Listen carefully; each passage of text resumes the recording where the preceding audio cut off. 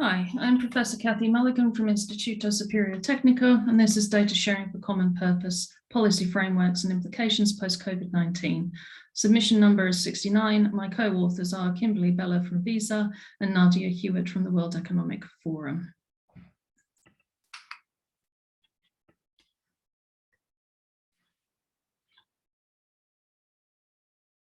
So the COVID-19 pandemic has highlighted the inadequacies of the world's collective approach to data, the inability and sometimes unwillingness to share data and use data to combat COVID-19, or indeed to protect against predatory uses of data, has negatively impacted individuals, private enterprises, citizens, research institutions, governments around the world.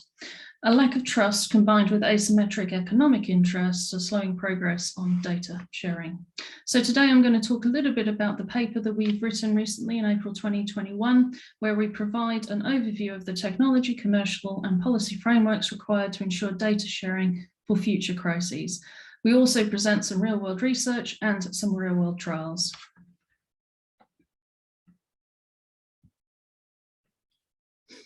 So while recent advances in technology make our ability to deliver improved innovations and outcomes entirely plausible, that of course, and as many of you will be aware, does not come without any problems. So it's also clear that without proper protocols and governance around data sharing initiatives, that society risks creating one of two worlds. Firstly, we could have a world in which access to data is overly restricted and impedes human progress, innovation, and achieving some of the massive goals that we need to achieve together over the next decade or so. And two, it's a world in which data sharing solutions are not properly respecting the rights of individual parties. Now that could be human beings, it could be individuals, it could be NGOs, it could be governments, or it could be businesses. A critical part of the next decade is creating a balance between all of these aspects in order to encourage correct and appropriate data sharing. I think there's one critical thing that we need to realize as technology researchers and practitioners in this field is that technology determinism is also not always the right approach to solving these issues. We tend to do this a lot. So examples include the focus on blockchain, AI ethics, privacy-preserving technologies such as multi-party computation, homomorphic encryption, or similar. There's always a new technology solution to the world's problems. And it seems as though our deeply social concerns of privacy, asymmetric economic incentives, and inequality can be solved using technology alone. They can't. So technology forms a key component of solving those issues, in particular privacy, and technology determinism itself is risking undermining the progress that we're making towards effective but appropriate data sharing. Technology does not always equate to more trust in a system. Governance and policy are important aspects of creating that trust as well. And a number of different solutions around trust are being proposed globally. And in response to those challenges, the WEF launched the Data for Common Purpose initiative in 2020. It's a global multi-stakeholder project community of over 45 organizations in 20 countries, focusing on three main areas: surfacing opportunities for unlocking data for common purposes, creating and promulgating governance models that equitably apportion risk and reward, and three, articulating parameters for responsible, fair, and ethical use of data. And these are critical issues that we need to be thinking about and working towards. I think a lot of people talk about responsible, fair, and ethical use of data without ever really truly defining what that actually means. And so one of the activities is to create those definitions, create those parameters, and understand what attributes we need to actually be looking at.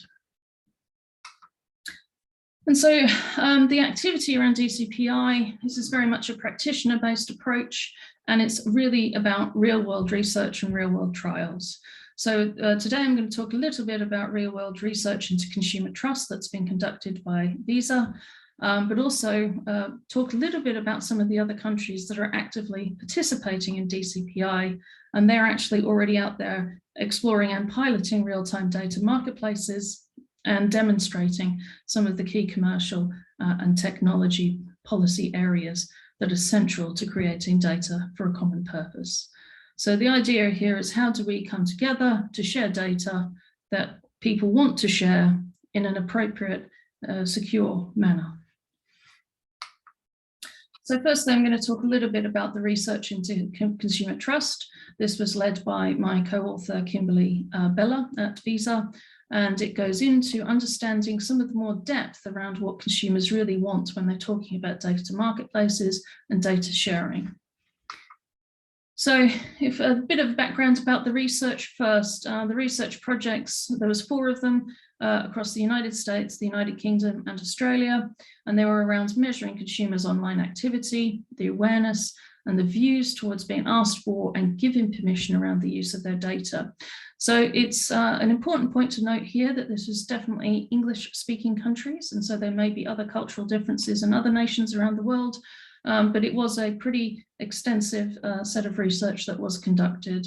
So there were 10 focus groups across 3 countries, but also a digital audit survey of 800 people per country, with permission event diaries where participants across the 3 countries are logging over 3,000 data requests and their responses to those, and then a comprehensive survey as well, which was about 2,000 people per country. The research was conducted between August and September of 2020, and we're going to go through a little bit of the results now. So, as many of the people in the Data for Policy community will be aware, as people have become, and particularly consumers have become more digitally engaged and engaging more and more in e-commerce applications and services, they're experiencing a pretty dramatic increase in requests to use their personal data. So from those surveyed, 61% of consumers were getting requests for primary use. And they were required to provide personal data as a condition to use the service pretty much every time. 27% of consumers, however, were also being asked for secondary use. And the service, they were asked for additional personal data or for permission to use personal data daily or multiple times daily by third parties. So I think that's an important aspect to understand around the emerging data economy. The frequency of the secondary use is actually growing a bit. And I think, 68% of those surveyed said that companies only sometimes, rarely or never educate them about how data collection works and what their consumer options are to control it. So many consumers, as a result, view today's data permission systems as being designed to protect companies and fulfill companies' legal obligations, rather than any kind of investment in supporting consumers or supporting them in their data decision-making on a day-to-day basis. And so naturally, 68% of the consumers believe that companies are benefiting more from the use of their data than the consumer themselves is. And 61% of them think companies are using data policies in terms of consent and privacy policies to protect their legal interests and, again, not protect the consumer themselves. And so how do we help consumers? How do we help them understand what's happening to their data? It seems that when the survey has very clearly indicated that in order to address privacy concerns, consumers are looking for stronger consent and control.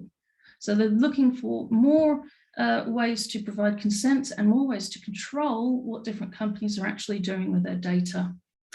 And there is a very complex graph here looking at the factors driving the level of comfort in sharing information with certain providers.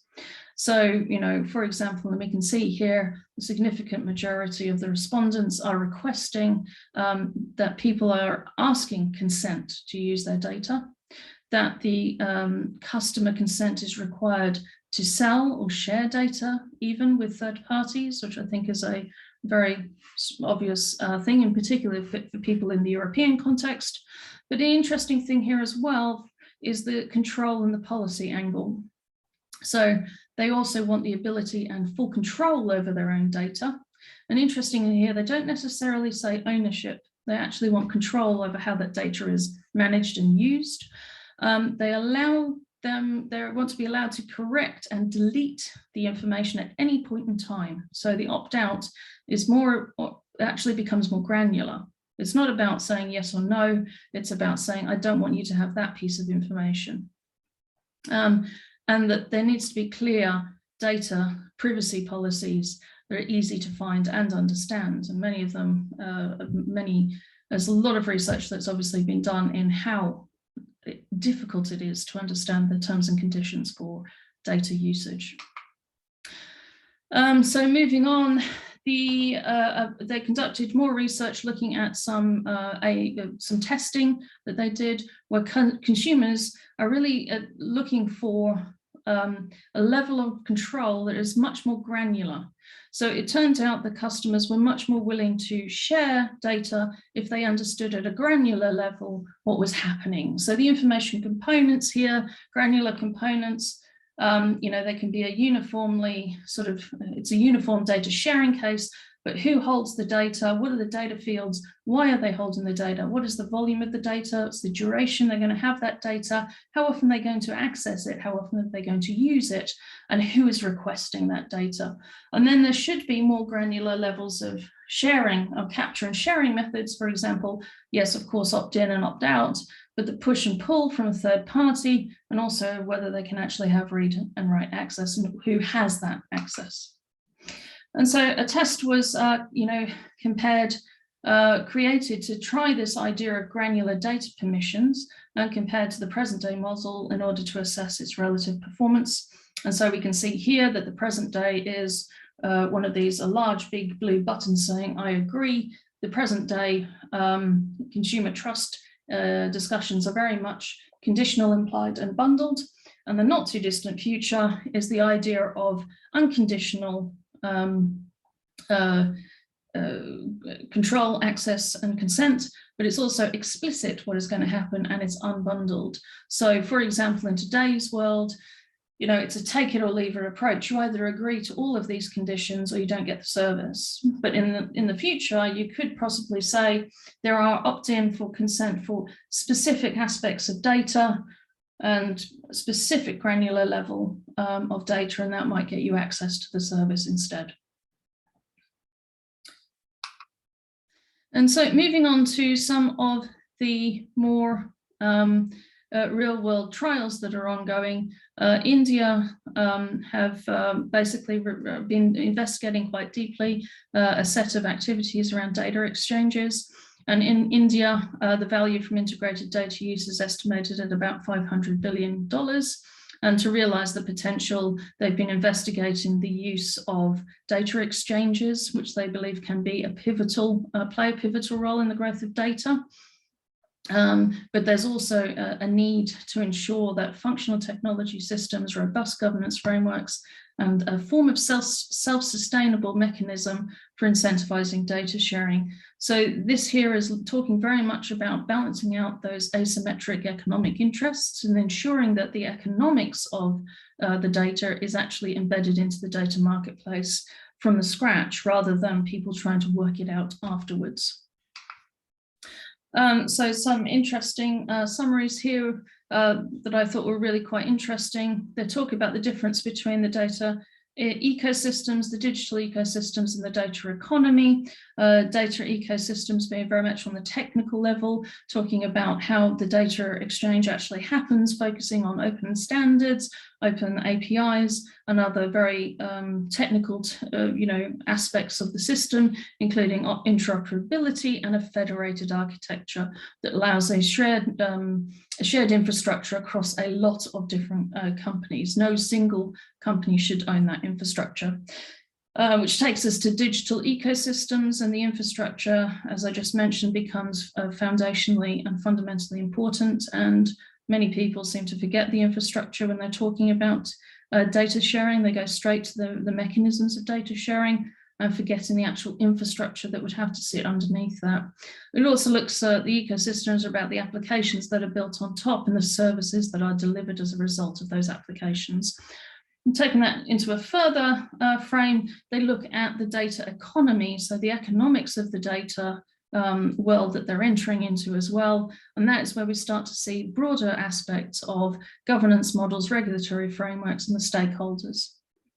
And so they also bring out main technology principles, some of which I've just gone through, but also some governance principles, which is about trust, equality, and equitable distribution of risk and rewards.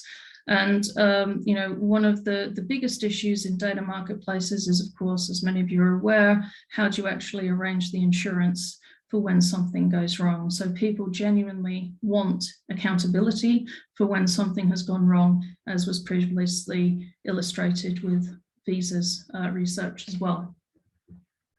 And so the Data for Common Purpose initiative is a very, very large initiative. There are a number of reports.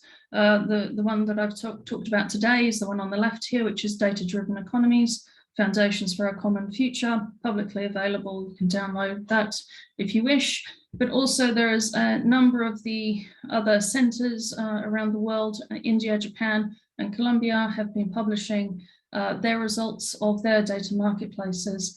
And one here around from India is towards a data economy. And from Japan recently, we have developing a responsible and well-designed governance structure for data marketplaces. Highly worth having a read.